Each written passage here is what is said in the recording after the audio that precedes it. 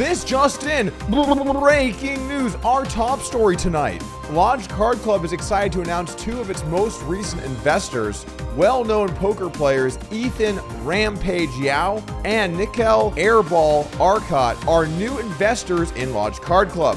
I think these two men have a play style that will fit in nicely with the Lodge Card Club ownership group. Doug's reaching for the calling chips. Gonna see the bad news. Doug tried to tell the story. Jordy will take down a $108,000 pot. Fold. Show him. Fuck. Wow. Fuck. Oh my fuck. Hey. Right.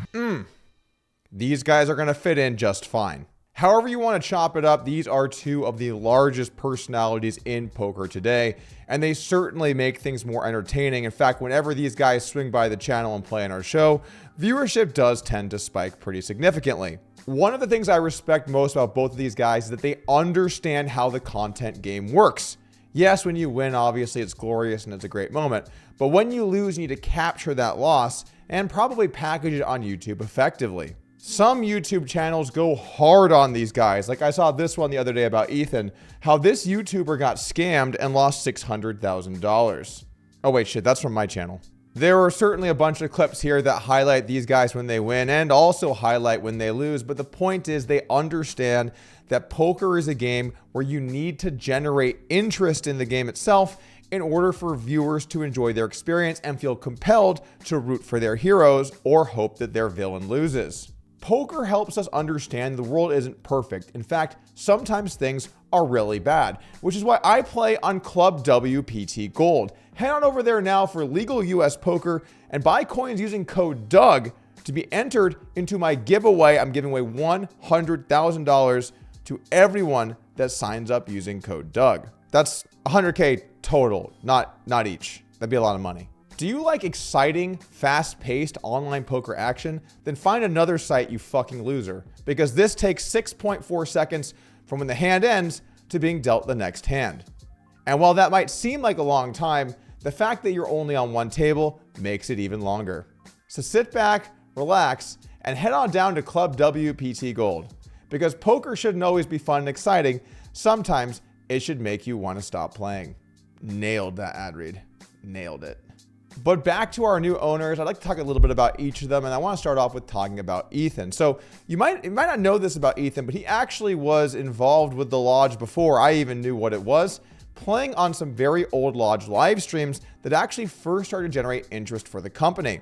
That's right, some of the first streams that Rampage ever played on were on Poker at the Lodge, and really I imagine that both helped each other grow a little bit, although of course he is now taken on his own as one of the most famous poker players in the world, including being sponsored by Club WPT Gold. Just as a reminder, definitely do not use the code Rampage. That would be bad. You would regret that. The superior code is code DOUG.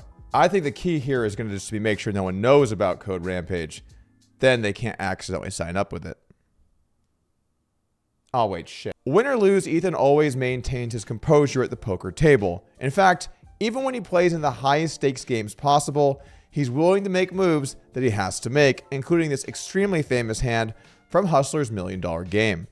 There's absolutely no way that Rampage can know how strong. Hands all in! All in from Rampage! What heart!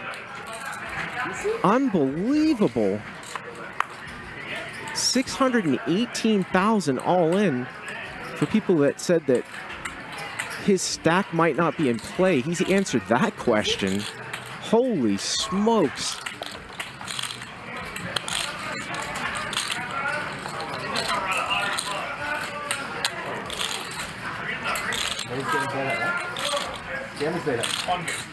Again, if you're coming into this hand in the middle, super unorthodox.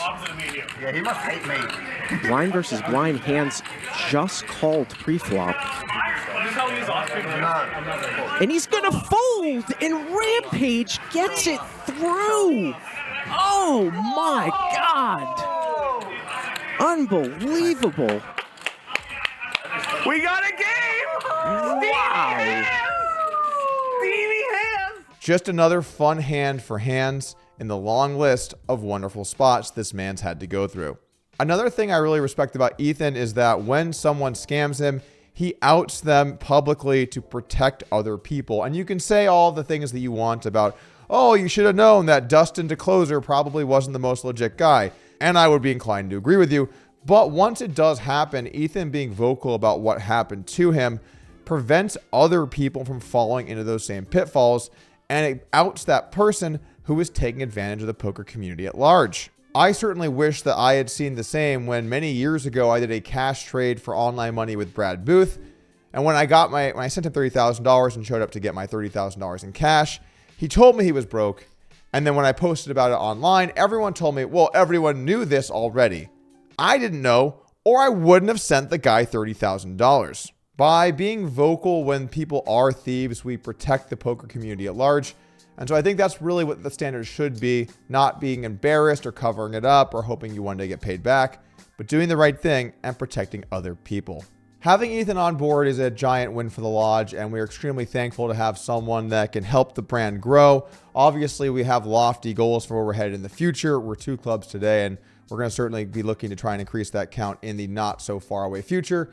But the point remains, having people like Ethan on board helps the Lodge grow, and we're really excited to have him on board. This brings us to our newest investor, Nikhil Arcot.